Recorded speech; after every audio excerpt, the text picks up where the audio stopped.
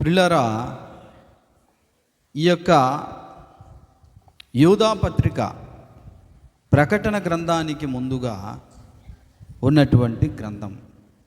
వాస్తవానికి యూదా పత్రిక, ప్రకటన గ్రంథం రెండు కూడా చివరి గ్రంథాలే. అందులో ఈ 20వ వచనంలో పరిశుద్ధాత్మలో ప్రార్థన చేయొచ్చు అంటున్నాడు ఆయన. పరిశుద్ధాత్మలో ప్రార్థన చెయ్యడం అనేది అత్యవసరమైనటువంటి విషయం. పరిశుద్ధాత్మలో ప్రార్థన చేయుట, పరిశుద్ధాత్మ వరాల కోసము, పరిశుద్ధాత్మ ఫలము కోసము, ఇవన్నీ గలతీ పత్రికలో, కొరింథీయులకు రాసిన పత్రికలో, రోమా పత్రికలో, ఇలా చిన్న చిన్న పత్రికలో కూడా రాయబడి ఉంది. అయితే కానీ ఇక్కడ యూదా పత్రికలో చెప్పడం మాత్రం ఒక ప్రత్యేక సందేశం అయితే ఉంది. ఎందుకు పరిశుద్ధాత్మ ప్రస్తావన యూదా పత్రికలో మరలా పరిశుద్ధాత్మ దేవుడు తీసుకొని వచ్చాడు అంటే, మున్ముందు అంటే సంఘము క్రీస్తు రెండవ రాకడలో ఎత్తబడేటటువంటి సమయానికి ముందుగా ఈ భూమి మీద మహాభయంకరమైన 7 ఏండ్ల శ్రమకాలం ఉంది. ఆ 7 ఏండ్ల మహాశ్రమ కాలములో ప్రతి ఒక్క విశ్వాసికి ఒక ప్రత్యేకమైనటువంటి రీతిలో అదో శోధన సమయము ముంచుకొస్తుంది. కనుక ఆ ప్రత్యేక శోధన సమయములో విజయము పొందడానికి మనము సాధారణంగా చేస్తున్న ప్రార్థన సరిపోదు.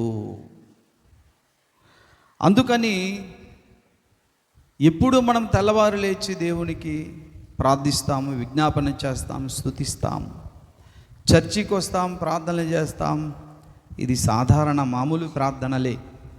అయితే ఆ ప్రత్యేక శోధన సమయము 7 ఏండ్ల మహాశ్రమ కాలములో మనము జయించాలి అంటే ఇప్పటి కాలపు సాధారణమైన ప్రార్థన సరిపోదు. చేయొద్దని చెప్పట్లే. ఇప్పుడు మామూలుగా చేస్తున్న ప్రార్థనలా అప్పుడు చేయడానికి అది సరిపోదు. అందుకే పరిశుద్ధాత్మలో ప్రార్థన చెయ్యాలి అని లేఖనము మనకు హెచ్చరిస్తుంది, తెలియజేస్తుంది. దేవునికి స్తోత్రం, హల్లెలూయా. ఎందుకంటే ఆ ప్రత్యేక శోధన సమయంలో, మహాశ్రమ కాలంలో సాతాను వాడు తంత్రగొట్టు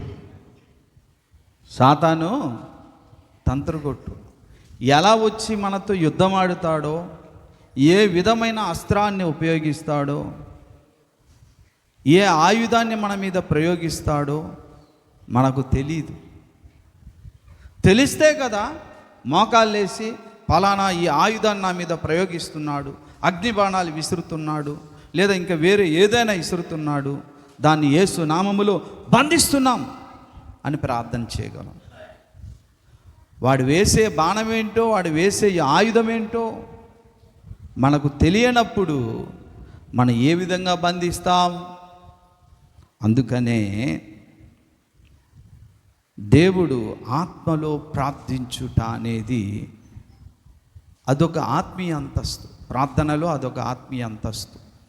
అక్కడికి ఈ కడబరి కాల సంఘము, అంత్యకాల సంఘము, విశ్వాసులు వెళ్ళాలని పరిశుద్ధాత్మ దేవుడే యూదా పత్రికలో మనకు తెలియజేస్తున్నాడు. ప్రియులారా, ఆత్మలో ప్రార్థించకుండా సర్వాంగ కవచాన్ని కూడా సరి అయిన విధంగా ఉపయోగించలేము. ఆత్మలో ప్రార్థించకుండా విశ్వాసం అనే డాలును కూడా సరిగా ఉపయోగించుకోలేము. ఆత్మలో ప్రార్థించకుండా సత్యం అనే దట్టిని సరిగా వినియోగించలేము. ఆత్మలో ప్రార్థించకుండా నీతి అనే మైమరుపును తొడుక్కోలేము సరిగా. ఆత్మలో ప్రార్థించకుండా వాక్యం అనే ఖడ్గాని ఎక్కడ ఎప్పుడు ఎలా ఉపయోగించాలో మనకు సరిగా తెలియదు. కాబట్టి ఆత్మలో ప్రార్థించుట అనేది అత్యవసరము. కాబట్టే యూదా పత్రికలో దేవుడు మనతో ఈ అంత్యకాల సంఘముతో మాట్లాడుతున్నాడు. కనుక సరి అయిన విధంగా అంత్యకాల సంఘము తన ప్రార్థనా గదిలోకి వెళ్ళి ప్రార్థన చేయాలి, ప్రార్థనలో ఎదగాలి, పోరాటంలో గెలవాలి, విజయం సాధించాలి అంటే ఆ విధంగా మనల్ని నడిపించడానికి పరలోకము నుండి పంపబడిన నాయకుడే పరిశుద్ధాత్మ దేవుడు. దేవుని స్తోత్రం, హల్లెలూయా. కాబట్టి పరిశుద్ధాత్మ నాయకత్వములో మనం పరిశుద్ధాత్మలో ప్రార్థన చేయుట అనేది నేర్చుకున్నప్పుడు శోధన సమయములో కూడా అపవాది తంత్రములను ఎదిరించి శక్తి గలవారమై సర్వాంగ కవచాన్ని ధరించుకొని విజయ పదములో నడవగలుగుతాము. దేవుని స్తోత్రం. పిల్లారా, ఒక మాట మీకు చెప్పాలి. ఏంటంటే ఈ సృష్టిలో విజయవంతమైన ప్రార్థన అనగా ఏంటి? ఈ సృష్టిలో విజయవంతమైన ప్రార్థన అంటే ఏమిటి? దానికి 3 విధాలుగా 3 రకములు ఆ ప్రార్థనలో ఉంటే ఖచ్చితంగా ఈ సృష్టిలో అదే విజయవంతమైన ప్రార్థన. దేవుని స్తోత్రం, హల్లెలూయా. 1, ప్రార్థన విజయవంతం అవ్వాలంటే మొదటిదేమో పరిశుద్ధాత్మ చేత ప్రేరేపింపబడిన ప్రేరణ అయి ఉండాలి. అంటే మనకు పరిశుద్ధాత్మ దేవుడు ఈ విధంగా చెయ్యి, ఆ విధంగా చెయ్యి అని ప్రేరేపించాలి. అది మొదటి విషయం. రెండో విషయం ఏంటంటే ఆ ప్రార్థన అంటే మనము పరిశుద్ధాత్మ చేత ప్రేరేపింపబడి చేసిన ప్రార్థన యేసుక్రీస్తు ద్వారా పరలోకానికి చేరి దేవుని సన్నిధిలో సమర్పింపబడాలి. అది రెండో విషయం. మూడో విషయం ఏంటంటే ఆ ప్రార్థన తండ్రి చేత అంగీకరించబడాలి, ఆమోదించబడాలి. అప్పుడు ఆయన ఆమేన్ అంటాడు. ఇక్కడ మనకు విజయం వచ్చేస్తుంది. హల్లెలూయా. ఈ 3 విషయాలు తప్పనిసరిగా ప్రార్థనలో విజయం అనేది వస్తుంది. ప్రార్థనలో విజయ రహస్యం ఇదే. అయితే ప్రార్థన పరిశుద్ధాత్మ దేవుడు ప్రేరేపించడం వల్ల భక్తులు చేశారు. పాత నిబంధనలో భక్తులందరూ కూడా తాము ప్రార్థనలు చేసుకున్నారు. మోషే ప్రార్థన, దావీదు ప్రార్థన, ఆసావు ప్రార్థన, సొలొమోను ప్రార్థన, కొరావు కుమారుల యొక్క ప్రార్థన, ఇవన్నీ ప్రార్థనలు పాటగా రాసుకున్నారు. మరి అవన్నీ కూడా భక్తులు రాసుకున్నారా అంటే భక్తులే రాశారు, కానీ పరిశుద్ధాత్మ దేవుడు ప్రేరేపిస్తే వాళ్ళు రాశారు. అయితే ప్రియ దేవుని బిడ్డలారా గమనించండి, ఇప్పుడు మన ప్రార్థనలు కూడా దేవుని ఆత్మచేతనే దేవుని చిత్తానుసారముగానే ప్రేరేపించబడి మనం ప్రార్థించినప్పుడు ఆ ప్రార్థన డైరెక్ట్గా దేవుని సన్నిధికి వెళ్ళి దేవుని ఆమోదముద్ర, దేవుని అంగీకారము జరిగి ఆమేనంటే మన బ్రతుకుల్లో ప్రార్థన యొక్క ఫలము, ప్రార్థన విజయాన్ని మనము అనుభవిస్తాము. అయితే దానికంటే, ఆ విజయానికంటే ముందుగా పరిశుద్ధాత్మ ప్రేరణ ద్వారా మనము చేసిన ప్రార్థనకు యేసు నామములో యేసుక్రీస్తు ద్వారా తండ్రి యొద్దకు ప్రార్థన చేరాలి. మన ప్రార్థనలు తండ్రి యొద్దకు చేరేటప్పుడు యేసుక్రీస్తు వారి యొక్క యజ్ఞ ఫలము, దాని సువాసన మన ప్రార్థనతో దేవుడు యేసయ్య కలుపుతాడు. కలిపినప్పుడు ఆయన దగ్గరికి వెళ్ళి దేవునికి సమర్పిస్తే ఆ సమర్పణ తండ్రి అయిన దేవుడు రిజెక్ట్ చేయడు, తృణీకరించడు. ఎందుకంటే మన ప్రార్థనలతో కలిపి సువాసననిచ్చే యేసయ్య త్యాగ ఫలం ఉంది. దాన్ని బట్టి చూసి అంగీకారమే అనుకొని నీ ప్రార్థన, నా ప్రార్థన, మనందరి ప్రార్థన ఆయన ఆమోదించి ఆమేన్ అంటాడు. హల్లెలూయా. అర్థమైందా? ఆ కారణము చేతనే మీరు ఏమడిగినను తండ్రికి నా నామములో అడగాలి అన్నాడు ఆయన. హల్లెలూయా. అంటే నువ్విచ్చే కానుక నేనిచ్చే కానుక, నువ్వు చేసే ఆరాధన నేను చేసే ఆరాధన, నువ్వు చేసే సువార్త నేను చేసే పరిచర్య, ఏదైనా తండ్రి అయిన దేవుడు ఆమోదముద్ర వెయ్యాలంటే యేసుక్రీస్తు వారి యొక్క యజ్ఞ ఫలము యొక్క సువాసన అందులో కలిపి ప్రభువుకి సమర్పిస్తాడు యేసయ్య. ఆయనను బట్టి మన పరిచర్య, మన కానుక, మనకు మన ఆరాధన, మన విజ్ఞాపన, మన ప్రార్థన ఏవైనా అప్పుడు ఆయన అంగీకరిస్తాడు. లేకపోతే అంగీకరించడు, మన బ్రతుకులో విజయం కూడా రాదు. ఇది ప్రార్థన రహస్యం.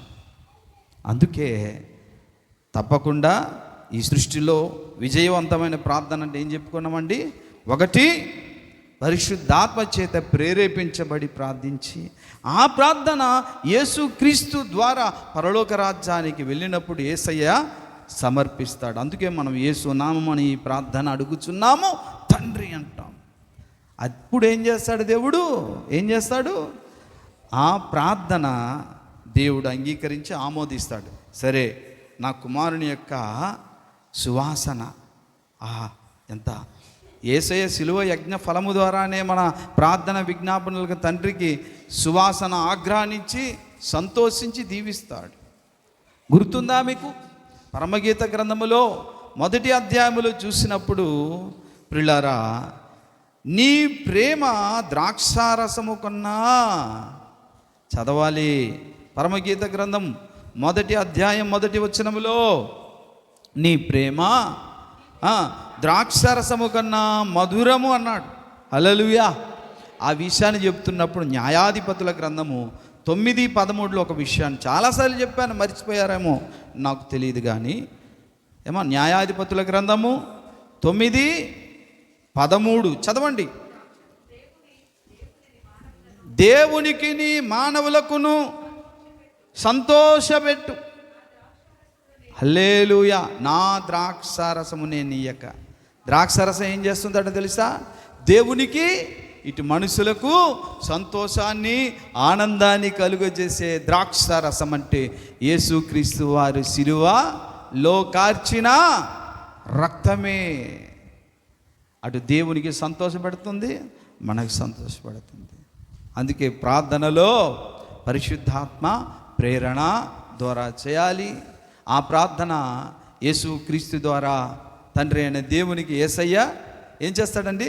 యేసు నామములో ప్రార్థిస్తున్నాను అనగానే యేసయ్య ప్రార్థనలు దేవదూతలు తీసుకెళ్తారు కదా, తీసుకెళ్ళగానే యేసయ్య తీసుకొని ఆ ప్రార్థన దేవుని యొక్క పాదాల దగ్గర పెడతాడు. పెట్టగానే ఆ ప్రార్థనలో గర్వం ఉందా, అసూయ ఉందా, ద్వేషం ఉందా, డంబం ఉందా దేవుడు చూస్తాడు. ఆ డంబాలు, అసూయలు ఇవన్నీ యేసయ్య ఏం చేస్తాడంటే తన రక్తము చేత దాన్ని కప్పేస్తాడు. అందుకని మన ప్రార్థనలు ఆయన వింటున్నాడు. హల్లెలూయా. లేకపోతే ఒక ప్రార్థన కూడా జవాబు రాదు. అప్పుడు చూసి ఇక్కడ నా కుమారుని రక్తం ఉన్నదిగా, వాటన్నిటి కూడా కప్పివేయుచున్నదిగా, క్షమిస్తున్నాడుగా. దేవుడు యేసయ్య తన వాక్యము ద్వారా మనల్ని హెచ్చరిస్తూ సరిచేస్తాడు. కలంకమైనను, ముడతయ్యనను, మచ్చయ్యని సరి చేసుకున్న తర్వాత పాపం తెలియక ఏదో చేస్తున్నారు ప్రభా క్షమించండి అని తన రక్తమును బట్టి తండ్రి దగ్గర అపీల్ చేసేసరికి యేసయ్య తండ్రి అని దేవుడు అంగీకరించి ఆమోదించి మనల్ని ఆశీర్వదిస్తాడు. హల్లెలూయా, హల్లెలూయా. అయితే పిల్లారా, ఇక్కడ పరిశుద్ధాత్మ దేవుని ప్రేరణ ద్వారా ప్రార్థించుట అనేది వేరు, కానీ పరిశుద్ధాత్మ దేవుడే అంటే మనము పరిశుద్ధాత్మలో ప్రార్థించడం వేరు. ఇది ఎలా అని అంటే వినండి, పరిశుద్ధాత్మ దేవునిలో మనం ప్రార్థించుడంటే పరిశుద్ధాత్మ దేవుడు భక్తులను ప్రేరేపించి ప్రార్థించాడు. వారు పాటగా రాసుకొని దేవుని ప్రార్థించారు, ఆరాధించారు, విజ్ఞాపనలు చేశారు. కానీ పరిశుద్ధాత్మలో ప్రార్థించుటంటే పరిశుద్ధాత్మ దేవుడే మానవుని యొక్క పెదవులను వాడుకొని ప్రార్థిస్తాడు. హల్లెలూయా, అర్థమైందా? పరిశుద్ధాత్మ దేవుడు ప్రేరేపించడం వేరు, పరిశుద్ధాత్మ దేవుడే మన పెదవులను వాడుకొని తానే, మనం ప్రార్థించకపోయినా తానే మన పెదవులను వాడుకొని ఆయన ప్రార్థిస్తాడు. నిజానికి యుక్తముగా మనం ఎలా ప్రార్థన చేయాలో మనకు తెలియదండి. ఎప్పుడైతే పరిశుద్ధాత్మ దేవునిలో మనం ఉన్నామో పరిశుద్ధాత్మ దేవుడు మనల్ని ఏం చేస్తాడండి, మన మనస్సు, మన హృదయమును, మన ఆత్మను, మన పెదాలని తన స్వాధీనంలో చేసి తానే ప్రార్థన చేసేస్తుంటాడు. హల్లెలూయా. మనం ఎంత ప్రార్థన చేస్తామంటే ఒక వ్యక్తి కోసం మహా ఈ 2 గంటలు ప్రార్థన చేయడానికి మీరు మోకాలు వేస్తే మీ మోకాలు మొత్తం తిమ్మురులు పట్టేసి కాలు చేతులు చచ్చిపడిపోయినట్టు అవుతుంది. అంతసేపు మీరు చేయలేరు. పోనీ ఎంతవరకు ప్రార్థన చేస్తే 24 గంటల మాట్లాడుతూ ప్రార్థిస్తూ మాట్లాడుతూ అడుగుతూ ఉంటారా? మీ గొంతు చెడిపోద్ది. మనము బలహీనులమని వీళ్ళు గంటలు గంటలు రోజులు తరబడి వీళ్ళు ప్రార్థన చేయలేరు. కనుక ఈ మామూలుగా వీళ్ళు చేస్తున్న ప్రార్థనలాగా ఈ మహాశ్రమకాలంలో వారు ప్రార్థన చేస్తే సాతానుగాడు తంత్రగొట్టు, వీళ్ళు దొరికిపోతారు. కనుక వీళ్లకు నేనే సహాయం చేస్తానని పరిశుద్ధాత్మ దేవుడు తన్ను తాను ప్రతిష్ఠ చేసుకొని మన మధ్యకు వచ్చేసాడు ఆయన. హల్లెలూయా, హల్లెలూయా. ఎస్, రోమాపత్రిక 8వ అధ్యాయము చూడండి ప్రియులారా. రోమాపత్రిక 8:26 నుండి చదవండి. అటువలే ఆత్మయు మన బలహీనతలను చూచి సహాయము చేయుచున్నాడు. ఏలయనగా మనము యుక్తముగా ఎలాగూ ప్రార్థన చెయ్యవలెనో, మనం బలహీనమాట, ఎలా ప్రార్థించాలో తెలియదట. అర్థమవుతుందండి? మనం బలహీనులమట, ఎలా ప్రార్థించాలో మనకు తెలియదట. అప్పుడు ఏం చేస్తాడు ఆయన? పరిశుద్ధాత్మ దేవుడు ఏం చేస్తున్నాడట? చదవండి.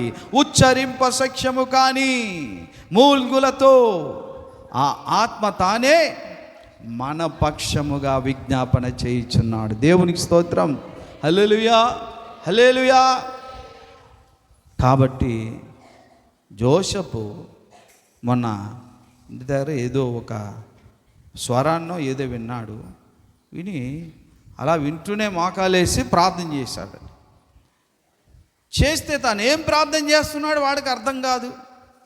ఏవేవో వచ్చేస్తుంది, గట్టి కేకలేస్తున్నాడు. ఈలోగా ప్రశాంత్ వచ్చాడు. ఇదేంటి, ఎవరితో దెబ్బలాడుతున్నాడు ఫోన్లో అని తను అనుకోని, నేను పక్క రూమ్లో ఉన్నాడు ఏదో చేసుకుంటున్నాడులే అనుకున్నా.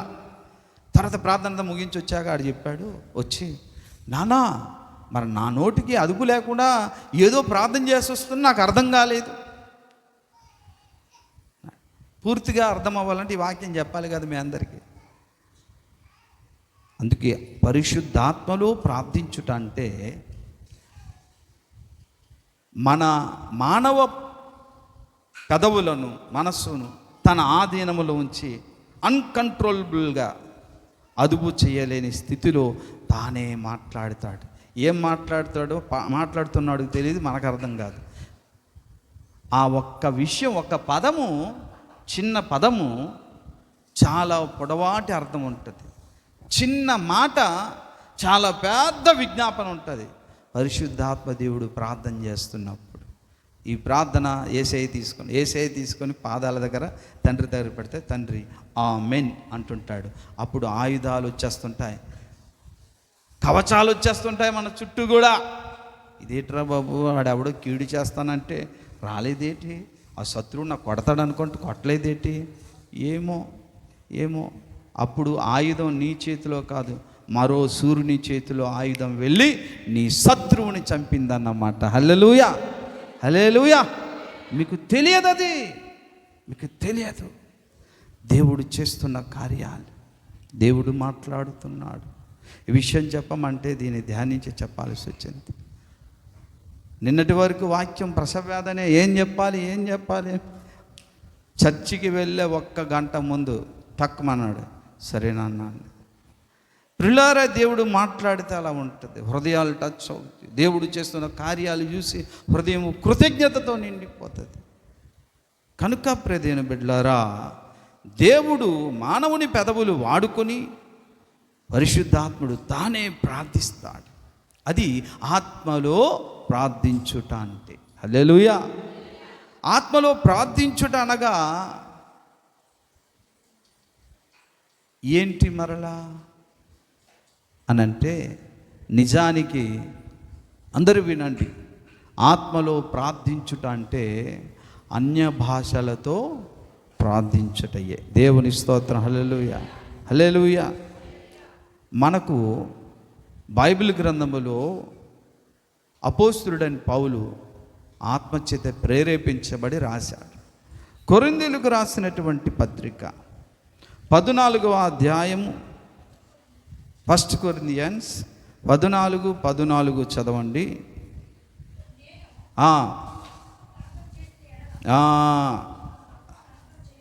దేవునికి స్తోత్రం. హల్లెలూయా. నేను చదివి వివరిస్తున్నాను, ఆ మాట గమనించండి, బాగా అర్థం చేసుకోండి. కొరింథీయులకు రాసిన మొదటి పత్రిక 14:14, నేను భాషతో ప్రార్థన చేసిన ఎడల నా ఆత్మ ప్రార్థన చెయ్యును. అంటే భాషతో ప్రార్థన చేయడం అంటే దేంతో ప్రార్థన చేయడం అట? ఆత్మతో. దేవుని స్తోత్రం. హల్లెలూయా. కాబట్టి భాష, అన్య భాషలతో ప్రార్థన చేయుటయే ఆత్మలో ప్రార్థన చెయ్యుట. దేవునికి స్తోత్రం. హల్లెలూయా, హల్లెలూయా, హల్లెలూయా. ప్రియులారా, ఇంకా గమనించినట్లయితే ఇప్పుడు అందరూ పరిశుద్ధాత్మలో ప్రార్థన చేయమని యోధా పత్రికలు చెప్తున్నాడు. మరి అందరూ పరిశుద్ధాత్మలో ప్రార్థన చేయుట అంటే అన్య భాషలతో ప్రార్థించుట అనేది స్పష్టమైంది. మరి అందరూ అన్య భాషలతో ప్రార్థించగలరా? ఇప్పుడు ఇదో సమస్య. ఇప్పుడు అందరూ అన్య భాషలతో ప్రార్థన చేయగలరా? మరి అందరూ అన్య భాషలతోనే ప్రార్థించాలా? అది రూలా? కాదు అనే సంగతి అపోస్తలుడైన పౌలు చెప్తున్నాడు. ఎందుకంటే అందరికీ అదే వరం ఉండదు, కొందరికి ఇది, కొందరికి అది. అది కొరింథీయులకు రాసిన మొదటి పత్రిక 12వ అధ్యాయము 28లో చెప్తున్నాడు. మరియు దేవుడు సంఘములో మొదట కొందరిని అపోస్తులుగాను, పిమ్మట కొందరిని ప్రవక్తలుగాను, పిమ్మట కొందరిని బోధకులుగాను, అటు పిమ్మట కొందరిని అద్భుతములు చేయువారుగాను, తర్వాత కొందరిని స్వస్థపరచు కృపావరములు గలవారుగాను, కొందరిని ఉపకారములు చేయవారిగాను, కొందరిని ప్రభుత్వం చేయవారిగాను, కొందరు నానా భాషలు మాట్లాడువారిగాను నియమించను. అంటే అందరికీ ఒకే వరము ఉండదు. వింటున్నారా బాబు? ఇప్పుడు చెప్పండి, అందరూ అన్య భాషలతోనే ప్రార్థించాలంటే లేదు ఆ రూలు. మరి పరిశుద్ధాత్మలో ప్రార్థించాలి కదా అయ్యగారు. మరి ఎలా? పరిశుద్ధాత్మలో ప్రార్థించుడంటే అన్య భాషలతో ప్రార్థించుటే. మరి ఆ అన్య భాషలతో ప్రార్థించని ప్రతి ఒక్కరి సంగతి అది సాధారణ ప్రార్థన, మామూలు ప్రార్థన. మరి ఇప్పుడు ఏం చేయాలి? ఈ కారణం చేతనే పెంతుకోస్తు సంఘాలు అందరూ కూడా భాషలతో మాట్లాడి ప్రార్థించాలని అనుకొని, ఒకవేళ వారికి ఆ వరము రాకపోయినా బలవంతాన రుద్ది మాట్లాడింపజేశారు. కొందరు, అందరూ కాదు. దేవుడు అందరికీ ఇస్తే ఆశ్చర్యమేమీ లేదు. ఆ ఒక్క వరమే కాకుండా పరిశుద్ధాత్మ వరాలు చాలా ఉన్నాయి, అవి కూడా ఇస్తాడు. ప్రవచన వరము కానీ, స్వస్థతా వరము కానీ, బుద్ధివాక్యం, ఇవన్నీ ఉన్నాయి. మీరు చదువుకొని ఇంటికి వెళ్ళి 12వ అధ్యాయం 1 కొరింథియన్స్. అయితే ఇప్పుడు అన్యభాషలు అనేది మనము మాట్లాడనప్పుడు మన ఆత్మలో ప్రార్థన చేయనట్టే కదా అనే సందేహం మీకు ఇప్పుడు కలుగుతుందని నేను అనుకుంటున్నాను. అనిపిస్తుందా మీకు అది? ఏం అనిపించలేదా మీకు? విన్నారా లేదా? అసలు చాలా సంతోషం. ఇప్పుడు అన్య భాషలతో ప్రార్థన చేసిన వాడు ఆత్మలో ప్రార్థించిన వాడనేది రుజువైంది లేఖనాల ద్వారా. మరి అందరూ ప్రార్థిస్తారంటే అందరూ ప్రార్థించరు. కొందరికి దేవుడు అది ఇస్తాడు, మరి కొందరికి భాషలు అర్థం చెప్పేవారం కూడా ఇస్తాడు. మరి మిగతా వాళ్ళ సంగతో ఆ కారణం చేతే వీళ్ళు ఆత్మలో నింపబడుటంటే సూచన అంటే అన్య భాషలు మాట్లాడితేనే, మాట్లాడకపోతే లేదు అన్నట్టుగా డిక్లేర్ చేశారు. అయినా అది తప్పు. అందుకే భాషలు ఎవరైతే మాట్లాడలేదో ఆ సంఘంలో దేవుడు పరిశుద్ధాత్మ లేవుడు అని డిక్లేర్ చేశాడు. అది కూడా తప్పే. మరి ఇదేలాగా అందరూ ప్రార్థించాలి కదా అని అంటే, అందరూ ప్రార్థించాలి అంటే అందరూ ప్రార్థించడానికి కొందరికేమో ఈ వరం, మరికొందరికేమో ఆ వరం, ఇంకొందరికేమో ఆ వరం, వేరు వేరు వరాలు ఇస్తాడు. మరి అందరూ ఎలా ప్రార్థించినట్టు అవుద్ది? దానికి దేవుడే సమాధానం చెప్తున్నాడు. ఎందుకంటే కొరింథీయులకు రాసిన మొదటి పత్రిక 12వ అధ్యాయము 12వ వచనం చదవండి. ఏలాగు శరీరము ఏకమై ఉన్నను అనేక అవయవములు కలిగి ఉన్నదో, ఏలాగు శరీరం యొక్క అవయవములన్నీ అనేకములై ఉన్నను ఒక్క శరీరమై ఉన్నదో అలాగే క్రీస్తు ఉన్నాడు. హల్లెలూయా. అంటే క్రీస్తు సంఘము అంటే ఏక శరీరం. హల్లెలూయా. టైం చూస్తున్నావా? నేను తెల్లవారు వెళ్ళి అక్కడ 2 గంటలు చెప్పి, ఇక్కడ 2 గంటలు చెప్పి 4 గంటలు అరిస్తే మీరు టైం చూస్తున్నారు.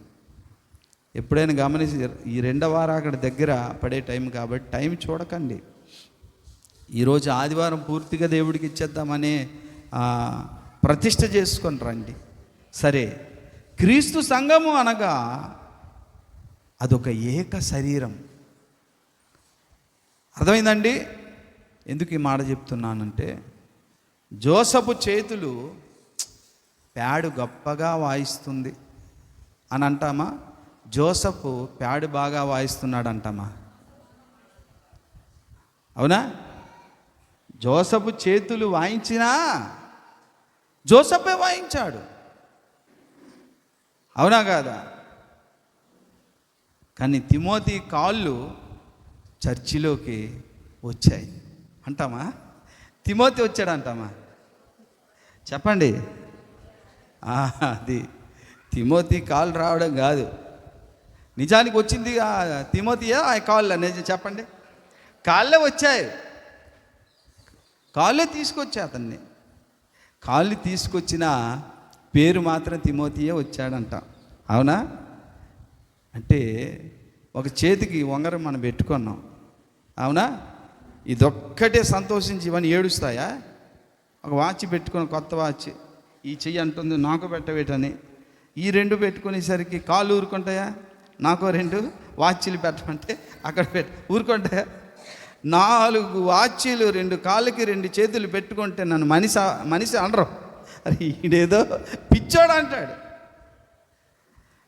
అలాగే ఒక వేణుకు పెట్టుకున్న సర్వ శరీరము పెట్టుకున్నట్టే ఉంగరం. ఓకేనా? అవునా కాదా? అలాగే సంఘములో ఎవరో 2, 1, 3 భాషలు మాట్లాడితే అది మనమందరము చేసినట్లే. దేవుని స్తోత్రం. హల్లెలూయా. అర్థమైందా ఈ మాట? అందుకే సంఘములో కొందరైనా భాషలు మాట్లాడేవారు ఉంటే అది మనమందరము చేసినట్లే. హల్లెలూయా. అర్థమైందా? జోసఫ్ చేతులు తబలా బాగా వాయించారు అని అనం, జోసఫే వాయించాడంట. అలాగనే ఇదిగో ఆశీర్వాదం భాషలు ఒక్కరే మాటలు కాదు, సంఘమంతా భాషలు మాట్లాడుతున్నదని లెక్క కడతాడు దేవుడు. హల్లెలూయా. బుద్ధివాక్యము, జ్ఞానవాక్యము. మీలో కొందరు చెప్తున్నారు, అరే వాళ్ళకే ఆ వరం ఉందని కాదు, సంఘమంతా ఆ వరాన్ని ఉపయోగిస్తున్నట్టు. అందుకని కొందరైనా కొన్ని వరాలు పొందుకోవాలి. ఎలా కలుగుద్దలగా? పరిశుద్ధాత్మ దేవుణ్ణి అడగాలి. దేవా, ఏ వరము కూడా వృధా కాదు. గమనించండి, భాషలు మాట్లాడుతున్న సంఘాలను చూచి పిచ్చోళ్ళరా, దెయ్యాలరా అని అనకండి. పరిశుద్ధాత్మ దేవుని మీద ఉన్నటువంటి అభిప్రాయం సరి చేసుకోవాలి. వారు మనల్ని రిజెక్ట్ చేశారనుకో, ఏమని వీళ్ళు భాషలు మాట్లాడరా, వీరు ఆత్మ లేనివారా అని అంటే అన్నే వాళ్ళకి తెలీదు. తెలిసిన మనం వాళ్ళకు చెప్పండి అనకూడదు. అర్థమవుతుందండి? కాబట్టి సంఘములో కొందరు బుద్ధివాక్యము, కొందరు జ్ఞానవాక్యము, కొందరు ప్రవచన వరము, కొందరు విశ్వాస వరము, కొందరు అద్భుత కార్యాలు చేయుట, కొందరు ప్రభుత్వం చేయుట, కొందరు ప్రవచించుట, కొందరు భాషలు మాట్లాడుట, కొందరు భాషల యొక్క అర్థము చెప్పుట. ఈ వరాలన్నీ కూడా దేవుడు పుష్కలంగా మన సంఘానికి అనుగ్రహించాడు. దేవుని స్తోత్రం. హల్లెలూయా, హల్లెలూయా. అనుగ్రహిస్తూనే ఉన్నాడు. ఇంకా యేసు రెండవ రాకడకు ముందుకు సమృద్ధిగా తన ఆత్మ కుమ్మరింపు ద్వారా సకల వరాలు, భాషలు మాట్లాడు వరం, దాని అర్థం చెప్పు వరం, ప్రవచించు వరం, బుద్ధివాక్య జ్ఞానవాక్య వరాలు, కృప వెంబడి కృపతో, మహిమ వెంబడి మహిమతో, వరములతో నిండుగా ఏ కృపావరములో ఏ లోపము లేని సంఘముగా దేవుడు నిన్ను నన్ను ఆశీర్వదించాలని నా దేవుడిని నేను అడుగుతున్నా. హల్లెలూయా. కాబట్టి దానికి మీరు సహకరించాల్సింది ఏంటంటే, పరిశుద్ధాత్మ దేవుడా నన్ను అభిషేకించు. నా అర్పణలు, నా కానుకలు, నా విజ్ఞాపనలు, నా స్తుతి ఆరాధనలు, నా ప్రార్థనలు అవన్నీ కూడా యేసుక్రీస్తు వారి యజ్ఞ ఫలం యొక్క సువాసనతో కలిపి తండ్రికి అర్పించు. తిరిగి దీవెనగా విజయవంతంలో నన్ను నడిపించు అని విజ్ఞాపన చేద్దాం. ఆయనే నీ కానుక, నా కానుక, నా ప్రార్థన పరిశుద్ధపరచువాడు, తండ్రి యొద్దకు తీసుకెళ్ళేవాడు. తండ్రి ఆమెనంటాడు, మనల్ని దీవిస్తాడు. మోకరించి ప్రార్థన చేద్దాం. అందరూ తలలు వచ్చి ప్రార్థన చేద్దాము. కొద్దిపాటి నిమిషాలుగా దేవాని ఆత్మ చేత మమ్మల్ని అభిషేకం